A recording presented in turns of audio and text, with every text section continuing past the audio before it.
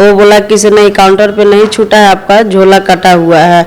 फिर देखे अपने झोला कटा हुआ था। उसके बाद हम बोले कि थोड़ा सीसी कैमरा चेक करवाइए, तो वो बोले क्या से अभी नहीं होगा, कल 1-1:30 बजे करीब होगा। थाना पे गए तो पारिवारिक थाना वाले आई।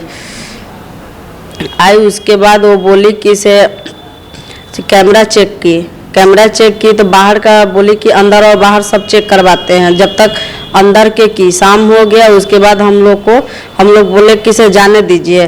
तो उसके बाद बोली कि से नहीं, उतना देर में हम पठान मूवी देख लेते जितना देर में आपका कैमरा चेक किए हैं। मेरे पास मजबूरी था कि भाई का शादी था, इसीलिए हम 4200 रुपया मेरे पास में था वो दिए। उसके बाद आवेदन को फाड़ के फेंक के उसके बाद हम लोग को छोड़ा गया। उसके बाद नीतीश कुमार आए थे, उनके पास 2 मरते हम आवेदन दिए थे। उसके बाद भी कुछ नहीं हुआ। बुलाया गया यहाँ आईजी के पास, वहाँ भी गए 3-4 मरते गए, लेकिन ऐसा कुछ नहीं हुआ आज तक। हमको तो ऐसा नहीं लगता है कि कार्रवाई होगी, इसलिए कि पटना भी मेल किए थे, पटना भी आवेदन कुरियर द्वारा भेजाए हुए थे। आज तक भी वो भेज दिए आईजी के पास, लेकिन आईजी आज तक हमको ये नहीं दिए कि आगे क्या होगा। आज तक कुछ बोले ही नहीं आईजी। नमस्कार, आप देखना शुरू कर चुके हैं फर्स्ट लुक बिहार। मैं सेजल आपके साथ। पुलिस का काम नागरिकों की मदद करना है या फिर क्रिमिनल की भूमिका में आना? इस खबर के बाद आप खुद सोच में पड़ जाएंगे। आज हमारे साथ पुलिस की कार्यवाही से प्रताड़ित हुई प्रियंका देवी मौजूद है, जो बताएंगी कि किस तरह से एक दरोगा की वजह से उन्हें कितनी परेशानियों का सामना करना पड़ रहा है। तो प्रियंका जी, कैसे ये परेशानी शुरू हुई, किस तरह से ज्वेलरी शॉप में आपके साथ प्रक्रिया हुई, शुरुआत से आप एक बार बताइएगा।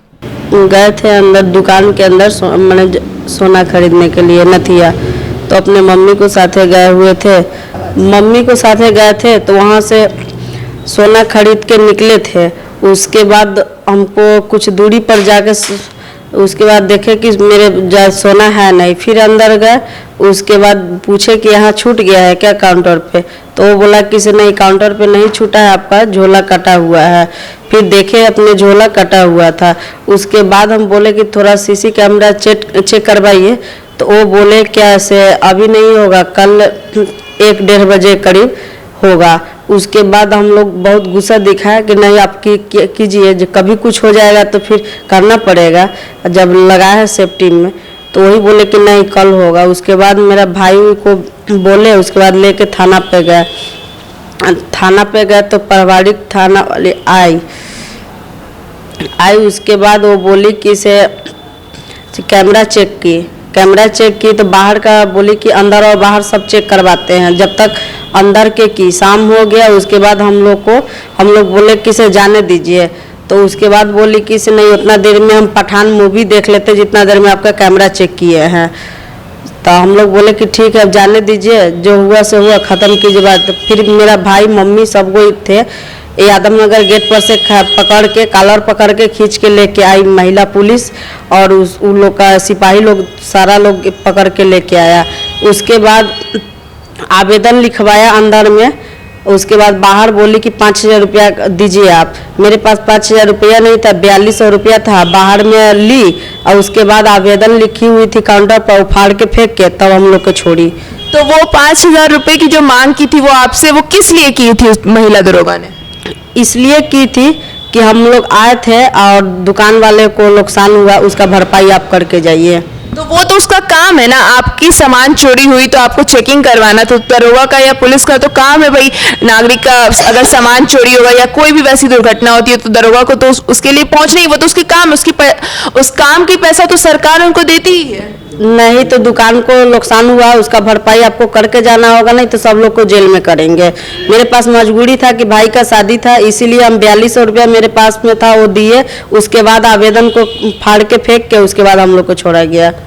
तो उसके बाद फिर किस तरह से आगे की प्रक्रिया आपने इस 4200 के लिए आगे किस तरह से एप्लीकेशन लिख के दिया? एप्लीकेशन लिख के दिए थे मोती राघव दयाल के पास, उनके पास दिए हुए थे। उसके बाद कै मरते हम गए वहाँ, ऐसा कुछ नहीं हुआ। वहाँ से यही बोले कि हो जाएगा, लेकिन ऐसा कुछ नहीं।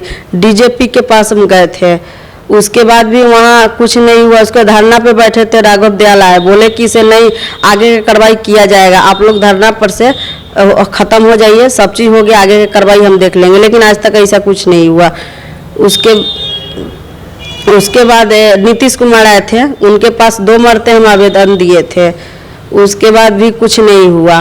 बुलाया गया यहाँ आईजी के पास, वहाँ भी गए 2-3 मरते, 3-4 मरते गए, लेकिन ऐसा कुछ नहीं हुआ आज तक। आज फिर गए हुए थे, मोती जी से फ़ोन आया था, उसके बाद वहाँ गए थे तो वो भी सब पूछ लिए, बोले कि ठीक आगे कार्रवाई दरोगा से हम करवाते हैं, उसके बाद आपके पास यहाँ आए हैं। मुखिया से फ़ोन किया गया है मेरे भाई के मोबाइल पे कि मैनेज आप कर दीजिए, लेकिन हमको पैसा नहीं लेना है। अन्याय मेरे साथ हुआ है, मैं उन लोग के भी साथ अन्याय होना चाहिए।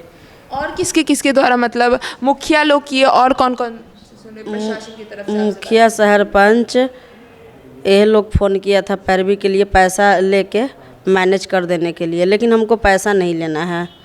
आपकी मांग है कि दरोगा, जो महिला दरोगा ने आपसे पैसा लिया, उनके साथ मतलब उस पर प्रक्रिया हो? जी, कार्रवाई किया जाए कि आगे और किसी के साथ ऐसा ना हो, आगे किसी को साथ फिर ऐसा नहीं हो। तो शुरुआत में जब आप राघव दयाल के पास गए थे उस इंस्पेक्टर महिला दरोगा के बारे में कंप्लेन करने के लिए, तो उन्होंने क्या कहा था? वो बोले थे कि ठीक है, आपका पैसा है वो वापस मिल जाएगा। तो फिर उसके बाद क्या हुआ उस पैसे? उसके बाद अब आज तक वही कहते आए हैं कि सब चीज़ हो जाएगा, हम देख रहे हैं, जांच करवा रहे हैं, फुटेज जांच करवा देंगे, लेकिन आज तक ऐसा कुछ नहीं हुआ। तो अभी ये प्रक्रिया में आप अक्सर मेल भी करती हैं, आवेदन देती है विभिन्न कार्यालयों में, तो आपको क्या लगता है कि कार्रवाई होगी? हमको तो ऐसा नहीं लगता है कि कार्रवाई होगी, इसलिए कि पटना भी मेल किए थे, पटना भी आवेदन कुरियर द्वारा भेजाए हुए थे, उस तक भी आज तक भी वो भेज दिए आईजी के पास, लेकिन आईजी आज तक हमको ये नहीं दिए कि आगे क्या होगा। आज तक कुछ बोले ही नहीं आईजी। क्या लगता है? हमको तो लगता ही नहीं कि होगा आज तक। अच्छा, इतनी जगह आप मेल करवाती है, स्पीड पोस्ट करवाती है, तो उसका भी खर्चा आता होगा, तो मतलब कहते हैं ना कि जितनी राशि नहीं है उससे ज़्यादा तो आपका ये खर्चा में लग जाता होगा पोस्ट वगैरह में। तो अभी तक कार्रवाई कुछ नहीं हुई, 1 साल होने को है, ये शायद 22 जनवरी के आसपास की। हाँ, 22 जनवरी के आसपास, 26 जनवरी के आसपास में है, लेकिन हाँ, हम तो हारेंगे ही नहीं, हम तो अन्याय लेके रहेंगे जैसे भी हो। तो किस थाने के अंदर ये आई थी जो ज्वेलरी शॉप? सदर थाना भगवानपुर। तो अभी नीतीश कुमार के यहाँ भी आपने मतलब मेल किया था, तो वहाँ से कोई? उनके तो हाथ में दिए थे, हाथ में दिए थे आवेदन, उसके बाद आया था आईजी के पास, आईजी ऐसा अभी तक कुछ नहीं किए हैं। तो आपने ये भी जिक्र किया कि जब महिला दरोगा आई थी आप लोग का मतलब सीसीटीवी चेक करवाने, और फिर सीसीटीवी फुटेज में कुछ नहीं निकला, तो उन्होंने कहा था कि उतने देर में हम पठान मूवी देख लेते हैं। तो दरोगा अपना ड्यूटी छोड़कर मूवी देखने जा रही, ये भी एक मतलब गौर करने वाली बात है कि यहाँ प्रशासन किस स्थिति से, किस तरह से लोगों का मदद करने की बजाय उन पर और एक दबाव बना रही है। अगर लोग जो पहुंचते हैं उनके पास अपना काम लेकर, तो उनका एक तो शोषण कर रही है, उनसे दलाली कर रही है, उनसे पैसा वसूली कर रही है, और आगे की कार्रवाई भी अभी तक नहीं हुई है। ना, नहीं हुई है अभी तक। तो आगे लगता है कि मतलब जिस हिसाब से प्रशासन का मिली भगत से ये सारा सिस्टम चल रहा है, तो आगे इसमें कुछ कार्रवाई होगी भी? फिर धरना पे देंगे, धरना पे बैठेंगे।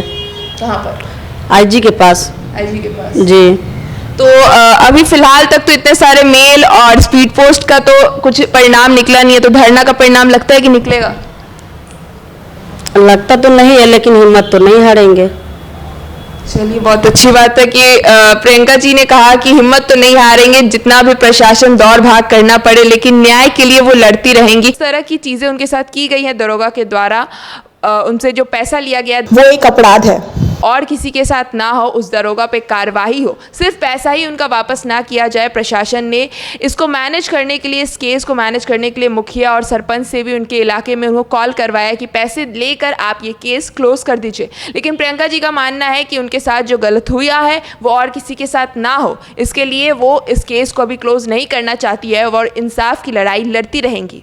अब प्रशासन की ये स्थिति है, यहाँ पर अभी इतनी दयनीय स्थिति है कि लोग अब तो प्रशासन के पास अपने परेशानी को लेकर जाने से भी डरेंगे, क्योंकि भाई प्रशासन तो पहले ही पहले ही दलाली पे उतर आई है और यहाँ पर काम तो होता नहीं है आम लोगों का, साथ ही साथ उनके पैसे भी ले लिए जाते हैं।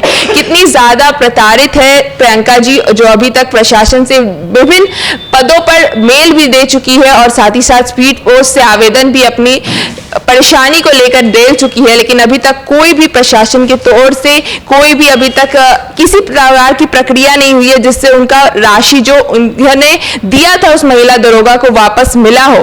तो अब उनका कहना है कि आगे वो अब आईजी ऑफिस के बाहर धरना देगी अगर इसमें उनको अभी उनकी राशि वापस नहीं की जाती है। तो तब ये देखना लाजमी होगा कि अब उन्हें इंसाफ मिल पाता है या नहीं, या फिर इसी तरह से पुलिस प्रशासन का लोगों पर रौब चलता रहेगा। तो इस खबर के लिए बस इतना ही, और खबरों के लिए बने रहिए हमारे साथ। हमारे फेसबुक चैनल को लाइक कीजिए, हमारे यूट्यूब चैनल को सब्सक्राइब कीजिए। धन्यवाद।